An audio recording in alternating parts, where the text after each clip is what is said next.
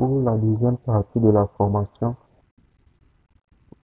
du niveau débutant, qui parle le module 1 qui parle de l'introduction à Archicad, nous allons parler ici du fait d'ouvrir un projet récent ou un fichier récent.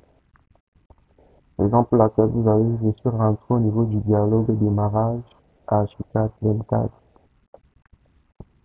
Pour pouvoir ouvrir un fichier récent, nous allons employer deux méthodes qui sont la méthode passant par le démarrage, le dialogue démarrage à Archicad et la méthode passant par après l'ouverture, après la création d'un nouveau projet. Donc ici, vous allez constater tout à l'heure, lorsque nous étions en train de travailler, on n'avait pas cette partie qui était vide. C'est pourquoi j'ai fait exprès d'ouvrir un fichier, de l'enregistrer, afin qu'il soit visible sur cette partie pour un projet récent.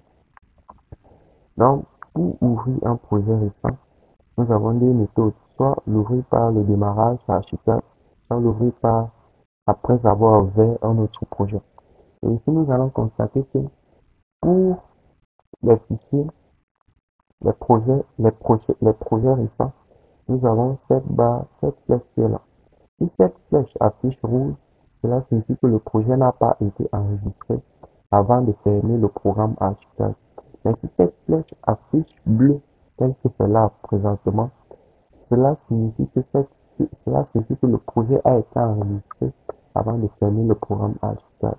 Et pour ça, nous allons ouvrir le projet tout simplement en double-cliquant sur cette zone-ci, sur le projet en question, ou alors,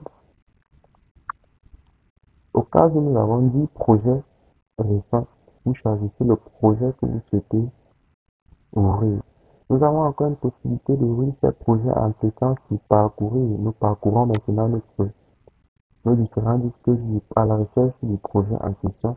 Le projet que vous avez vu tout à l'heure sur le dialogue démarrage à Archicad 24, nous voici actuellement qui a été enregistré. Si je veux, je l'ouvre par là, je clique tout simplement et ensuite je viens sur ouvrir ou alors je double-clique sur le projet. Et c'est pas de cette manière que je vais procéder. Je vais revenir sur le dialogue. Maintenant, après avoir quitté cette partie du dialogue et sur le dialogue démarrage à Archicad, nous venons là sur nouveau, nous cliquons sur nouveau projet où nous venons sur ouvrir, fichier, le menu fichier, ouvrir, ouvrir un projet récent. Et voilà. Nous allons cliquer et puis il va ouvrir. Nous allons patienter que le logiciel s'ouvre afin que nous puissions voir le projet en question.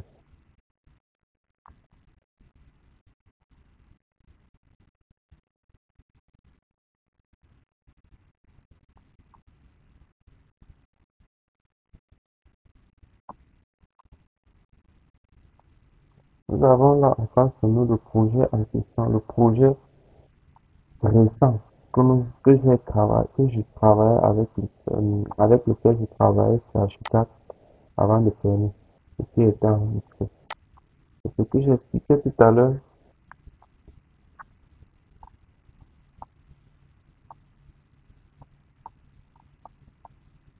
étant donné que je vais fermer le programme sans enregistrer le projet. Et puis vous allez voir ce qui va s'afficher lors du redémarrage de Archicad. Je vais commencer par le faire en maintenant la touche, en cliquant là, on va me demander d'enregistrer. Je ne vais pas enregistrer. Ou alors tout simplement j'annule. Après je colle CTRL ALT DELETE, gestionnaire de tâches.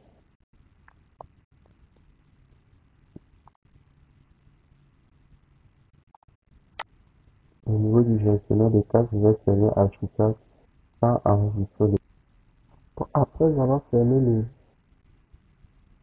après avoir mis ça à la tâche du programme Archicad sur le gestionnaire de tâches, Nous remarquons là que le projet qui n'a pas été regardé avant de fermer le programme est juste là.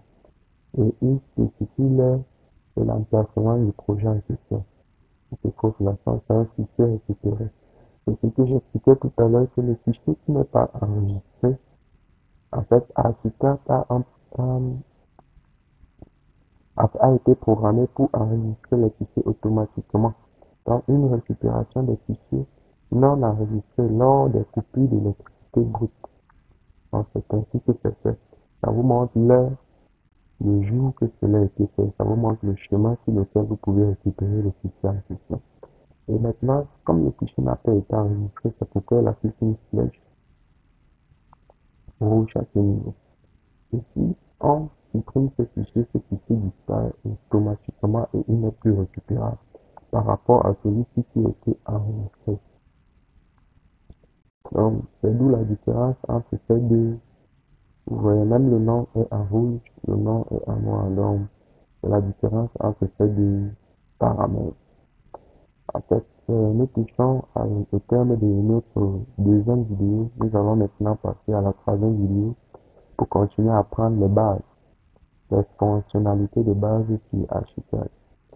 On se dit à plus à la prochaine vidéo.